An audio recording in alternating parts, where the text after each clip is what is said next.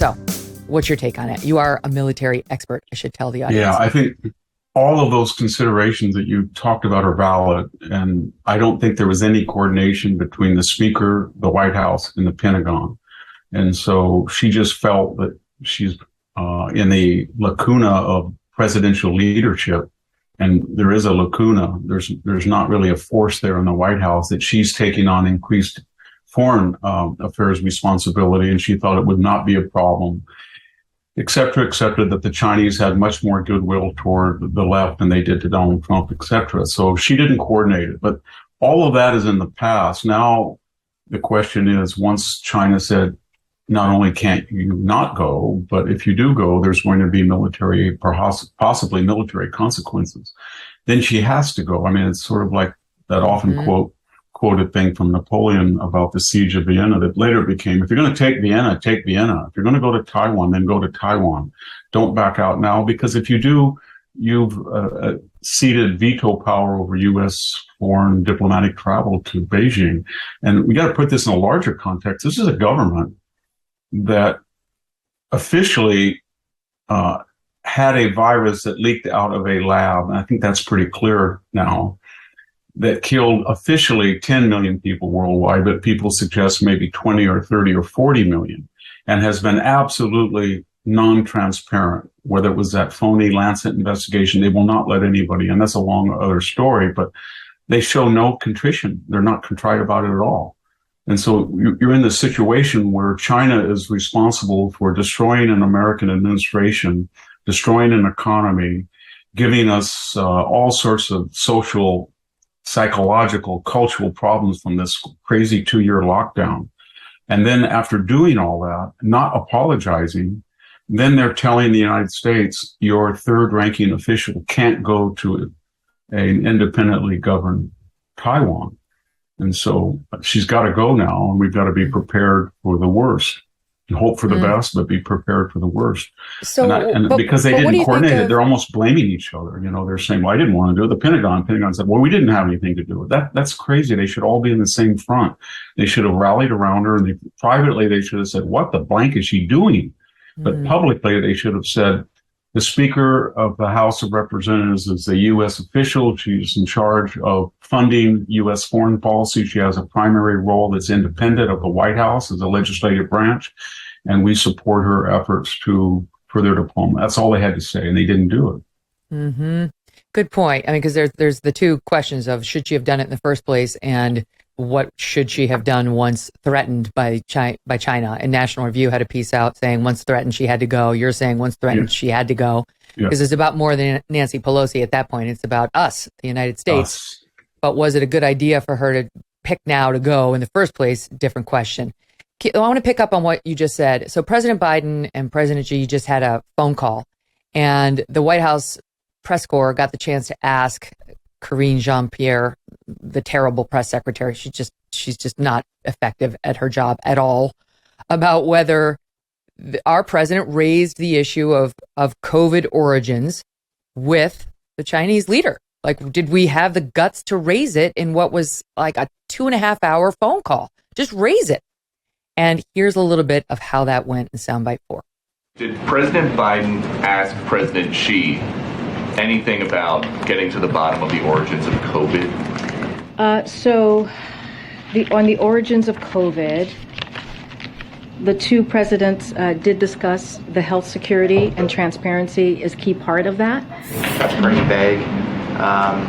Did President Biden tell Xi to start cooperating in the investigations into the origin of COVID that killed at least 1 million Americans? I am just not going to go beyond what I just laid out. You can't tell us whether or not the president pressed Xi to be more cooperative? I'm just not going beyond. I am not going to go beyond the readout that I just gave you.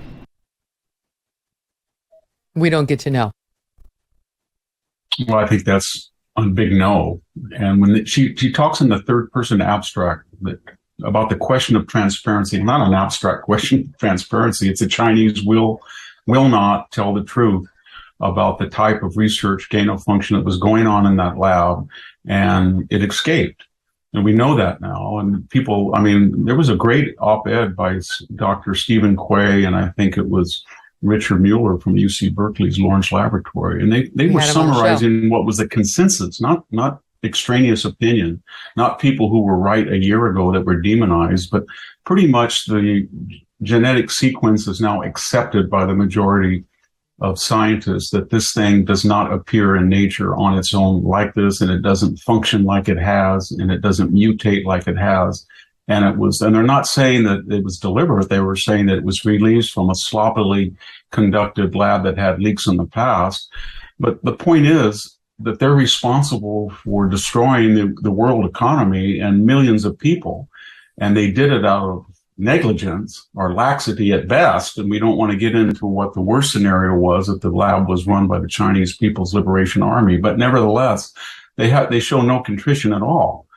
And just to forget that is crazy. And that's what emboldens them to get on their hind legs and tell us what we can do and what we can't do. At some point, Megyn, some administration is going to have symmetry. And by that, I mean, they're going to have to tell the Chinese, you've got 380,000 students here. We have 2,500 in your country.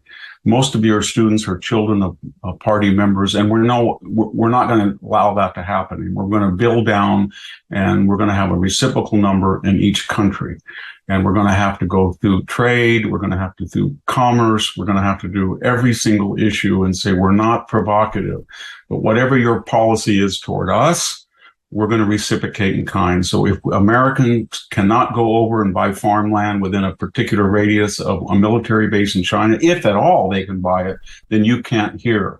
Because it's clear after 30 years that every time these asymmetrical issues arise, they see it as weakness to exploit. And they get emboldened. And that's their way of thinking. And the only thing they understand is deterrence. So I hope we can be symmetrical and just review every aspect of this relationship. As everyone starts to go back to school over the next few weeks, do good by helping feed kids who are facing hunger and food insecurity. Our partner, Good Ranchers, is on a mission to donate 100,000 high-quality meals to young children who often go unfed or who are malnourished from poor access to nutritious food. You can join this campaign by ordering a box of 100% American meat. Every single order contributes meals to the cause and makes a huge difference in the lives of these children. Good Ranchers is an award-winning food delivery service that brings 100% American meat and seafood right to your door. They source the best of American farms so that you can get the highest quality food possible and trust what you're feeding your family every time. Go to goodranchers.com/Megyn to join the movement today. You're going to get $30 off your order, free shipping, and donate food to kids in need. Giving back never felt or tasted so good. Let's help them hit and pass that goal of 100,000 meals donated. Go to goodranchers.com/Megyn or use my code MEGYN. Change the future one meal at a time with Good Ranchers. goodranchers.com/MEGYN. Hey, thanks so much for watching. If you like what you just saw, hit the subscribe button for more clips and full episodes.